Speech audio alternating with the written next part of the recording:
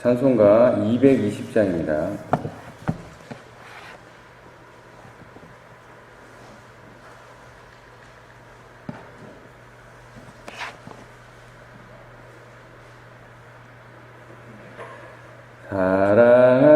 사랑하는 주님 앞에 형제자매 한 자리에 그 신임에 생각하며 즐거운 찬송 부르네. 내 주 예수 본을 받아 모든 사람 내 몸같이 환난 근심 위로하고 진심으로 사랑하세. 사랑하는 주님 앞에 온갖 충성 다 바쳐서 괴로우나 즐거우나 주님만 힘써 섬기네. 우리 주님 거룩한 손 제자들의 바르시서 남 섬기는 종의 도를 몸소 행해 보이셨네. 사랑하는 주님 예수 같은 주로 섬기나니 한 피 바다 한 몸이든 형제여 친구들이여 한 몸같이 친밀하고 마음으로 하나 되어 우리 주님 크신 뜻을 지성으로 준행하세. 아멘. 하나님 감사합니다. 지난 밤도 하나님께서 우리의 호흡을 지켜주시고 오늘도 새날을 주셔서 또 하나님께 가장 먼저 우리의 마음을 표현할 수 있게 하심을 너무나 감사합니다. 오늘도 연장시켜주신 이 삶 모든 것이 하나님 것임을 우리가 깨닫고 또 주신 삶을 감사함으로 또 거룩함으로 보낼 수 있도록 주님 인도하여 주시옵소서. 감사합니다. 예수님 이름으로 기도드립니다. 아멘. 오늘 우리에게 주신 하나님의 말씀 갈라디아서 6장 1절에서부터 10절까지 말씀입니다. 갈라디아서 6장 1절에서부터 10절까지 말씀입니다. 제가 봉독해 드리겠습니다. 형제들아, 사람이 만일 무슨 범죄한 일이 드러나거든 신령한 너희는 온유한 심령으로 그러한 자를 바로잡고 너 자신을 살펴보아 너도 시험을 받을까 두려워하라. 너희가 짐을 서로 지라. 그리하여 그리스도의 법을 성취하라. 만일 누가 아무것도 되지 못하고 된 줄로 생각하면 스스로 속음이라. 각각 자기의 일을 살피라. 그리하면 자랑할 것이 자기에게는 있어도 남에게는 있지 아니하리니 각각 자기의 짐을 질 것이라. 가르침을 받는 자는 말씀을 가르치는 자와 모든 좋은 것을 함께하라. 스스로 속이지 말라. 하나님은 업신여김을 받지 아니하시나니 사람이 무엇으로 심든지 그대로 거두리라. 자기의 육체를 위하여 심는 자는 육체로부터 썩어질 것을 거두고 성령을 위하여 심는 자는 성령으로부터 영생을 거두리라. 우리가 선을 행하되 낙심하지 말지니 포기하지 아니하면 때가 이름에 거두리라. 그러므로 우리는 기회가 있는 대로 모든 이에게 착한 일을 하되 더욱 믿음의 가정들에게 할지니라. 아멘. 오늘도 주신 본문을 통해서 하나님 뜻을 깨닫는 귀한 은혜의 시간 되시길 바랍니다. 바울이 이 갈라디아서를, 이 편지를 왜 쓰고 있습니까? 갈라디아 교회 내에 율법을 지켜야지만 구원을 이룰 수 있다라고 하는 사람들 때문에 이 편지를 쓰고 있습니다. 이에 바울은 율법의 행위로는 구원을 얻을 수 없고 오직 믿음으로 구원을 얻을 수 있음을 성경을 통해서 대답을 하였고, 이어서 바울은 육체를 따르는 삶과 성령을 따르는 삶을 비교해서 설명하였습니다.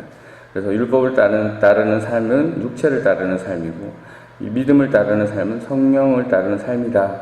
그 성령을 따르는 사람이 맺는 열매와 맺는 열매는 사랑과 기쁨과 화평과 인내와 또 친절과 선함과 신실과 온유와 절제다.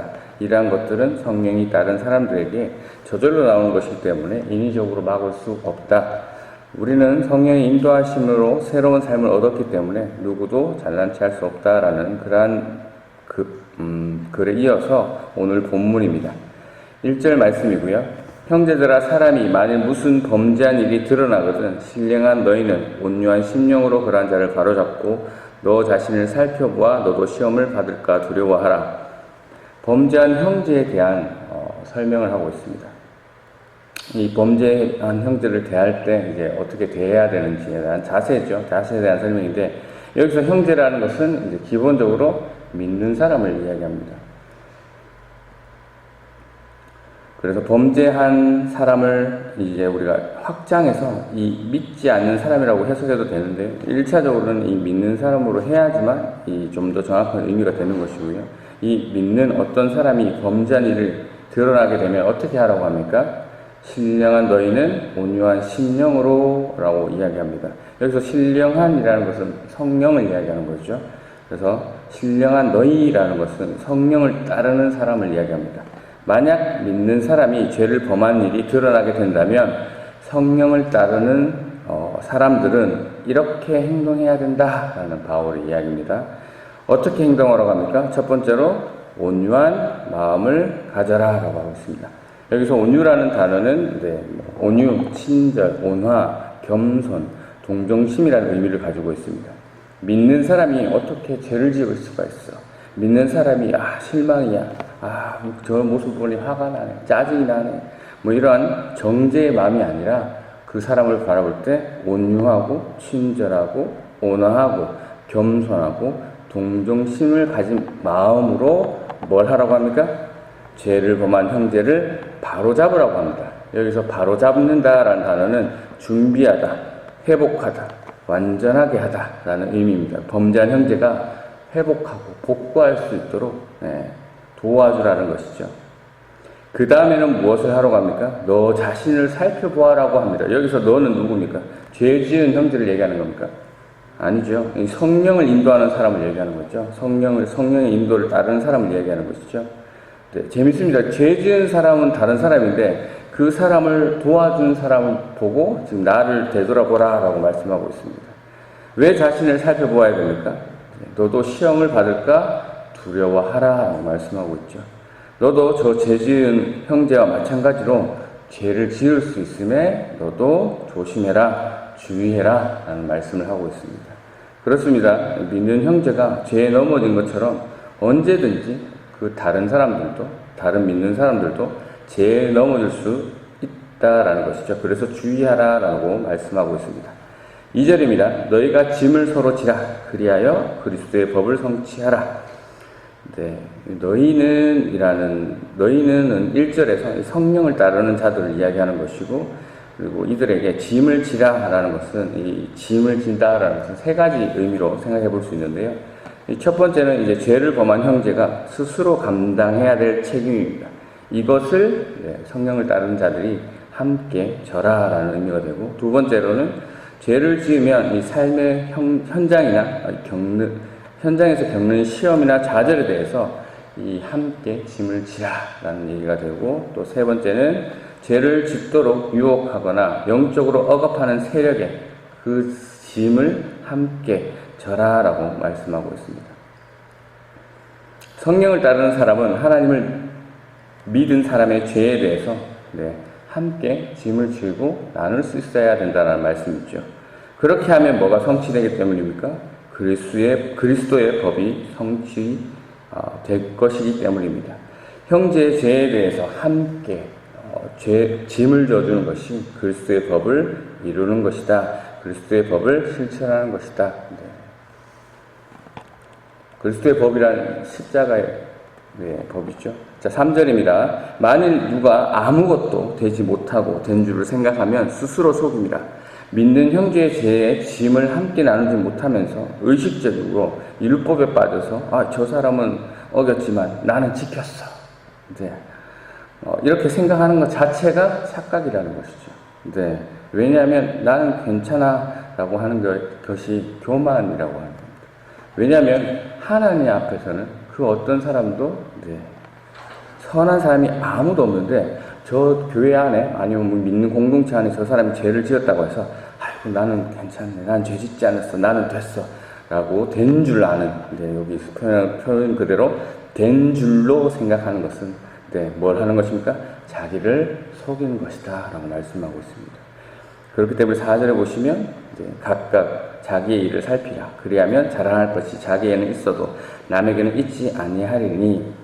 형제가 죄를 짓는 것을 보고 함께 짐을 나누기는커녕 비교하면서 나는 죄를 짓지 않아서 다행히도 그리고 된 줄 알고 생각하는 이 교만을 하지 않도록 자기의 일, 자기의 행동을 살펴라. 그렇게 하면 자랑할 것이 자기에게는 있어도 남에게까지는 자랑할 것이 없다라는 말씀인데, 여기서 자랑할 것이 무엇입니까?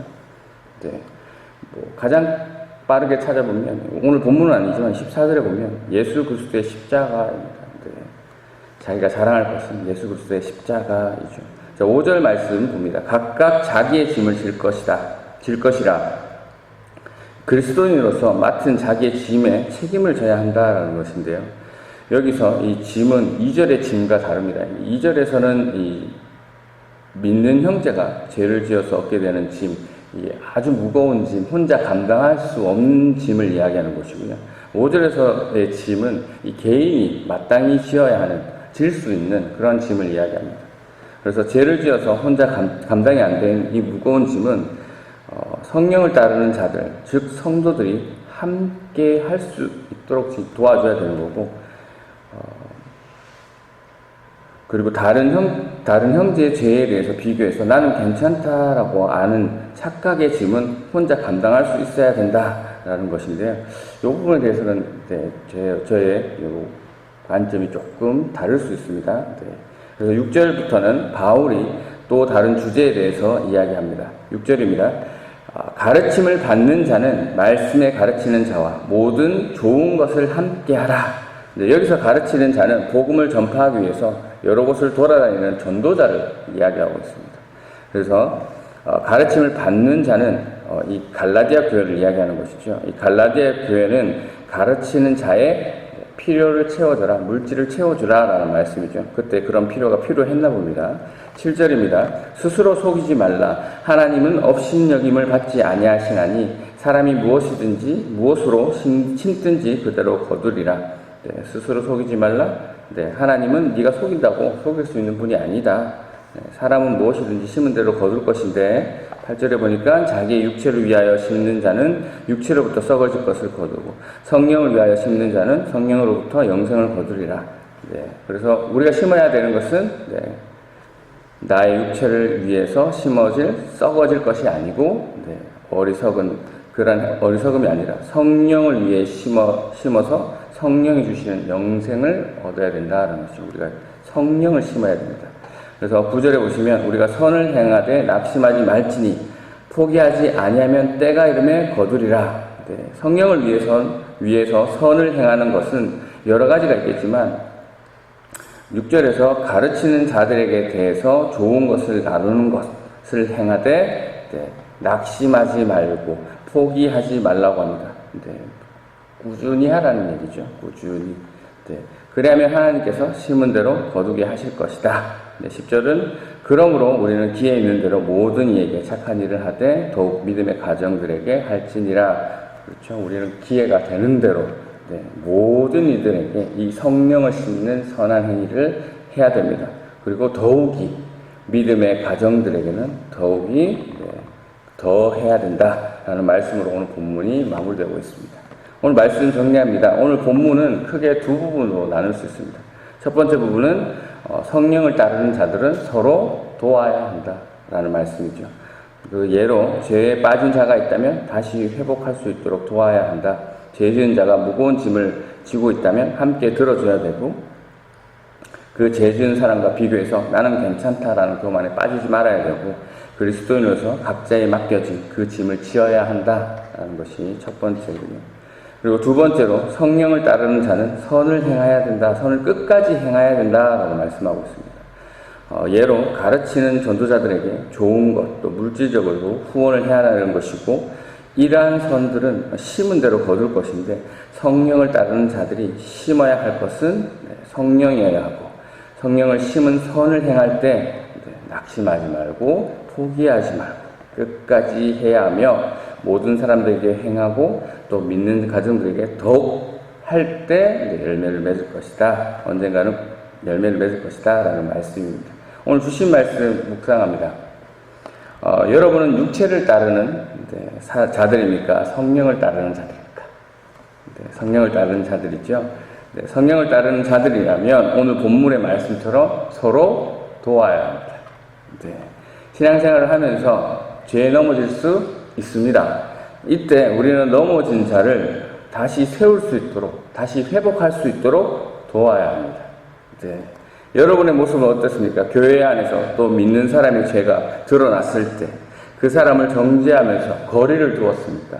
아니면 그 사람이 바로 설 수 있도록 도움을 주었습니까? 넘어진 자가 혼자 견딜 수 없는 그 무거운 짐을 쥐고 있을 때 여러분들은 어떻게 했습니까? 그 무거운 짐을 더 무겁게 했습니까? 아니면 무거운 짐을 함께 들어주었습니까? 여러분이 똑같은 상황과 환경에 처했을 때 여러분도 충분히 그러한 죄를 지을 수 있는 그러한 존재임을 자신을 바라보면서 자신을 점검할 필요가 있습니다. 여기서 좀 더 묵상해보면 이 죄 지은 사람을 보고 그 사람과 자신을 비교해서 자신은 된 줄로 아는 사람, 이 아는 사람들이 많이 있다라는 것이죠. 이 부분이 우리의 모습은 아닌지, 여러분의 모습은 아닌지 살피시기를 바랍니다. 저 사람이 지은 죄가, 이제 그 사람이 지은 죄에 대해서 나는 짓지 않았다고 해서 나는 괜찮아, 나는 잘하고 있어, 나는 선한 사람이야 라고 된 줄 알면 안 됩니다. 그것은 교만이라는 것이죠. 그리고 이러한 된 줄 아는 것에 가장 주의해야 될 사람도 바로 접니다.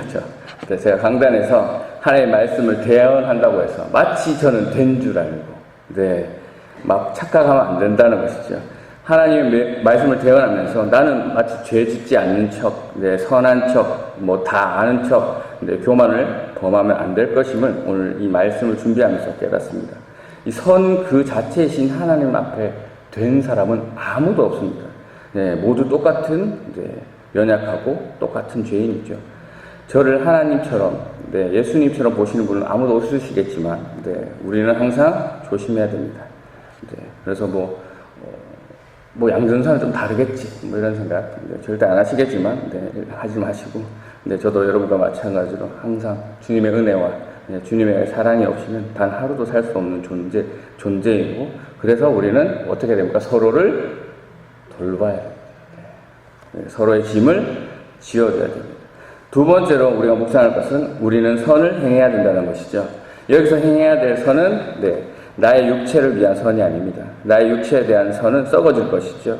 우리는 성령을 위한 선을 심어야 됩니다. 성령을 위해 선을 심는 것은 오늘 본문에 보니까 힘들고 어려울 수 있는 것 같습니다. 그래서 본문에서 낙심하지 말고 포기하지 말라고 말씀하고 있는 거죠. 그래서 하지만 이 끝까지 낙심하지 않고 포기하지 않으면 반드시 심은 대로 거둘 것이고 하나님의 때가 되면 반드시 거둘 것이다 라고 말씀하고 있습니다. 여러분은 어떤 성령을 심고 있습니까? 네, 일터에서, 가정에서, 교회에서 하고 있는 여러분의 선은 무엇입니까? 네, 여러분은 왜 선을 행하고 계십니까? 썩어질 여러분의 육체를 위한 선입니까? 아니면 하나님이 주시는 그 영생을 위한 선을 심고 계십니까? 바라옵기는 여러분이 하시는 선이 모든 사람을 위한 성령의 선이시길 바랍니다. 그리고 믿는 가정에게 더욱더 선을 베푸시는 그러한 성령의 선이시기를 바랍니다. 교회에 소속된 믿는 사람에게도 이 선을 베풀지 못하는데 어떻게 믿지 않는 이웃에게 사랑을 베풀 수 있겠습니까?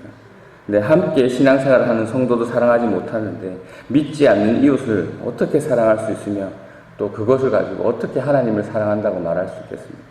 저와 여러분은 성령을 따라 사는 사람으로서 오늘도 주어진 자리에서 죄를 범한 사람들을 세워주고 또 무거운 짐진 자들을 들어주고 또 그런 모습을 보면서 나 자신을 되돌아보고 교만하지 않고 자신에게 맡겨진 짐을 당당히 지고 또 성령 하나님을 위한 선을 행하며 낙심하지 말고 끝까지 그 성령을 위한 선을 심을 때 믿는 사람들로부터 해서 모든 사람들에게 그 성령의 선을 행할 수 있는, 그래서 영생이라는 열매를 맺을 수 있는 저와 여러분이 되시기를 주님의 이름으로 축원합니다. 이 시간 함께 기도하실 때 오늘 주신 말씀 천천히 묵상하시면서 붙들고 기도하시고 우리 엘리베이터 공사를 위해서 기도해 주시고 개인 기도하시고 자유롭게 돌아가도록 하겠습니다. 기도하겠습니다.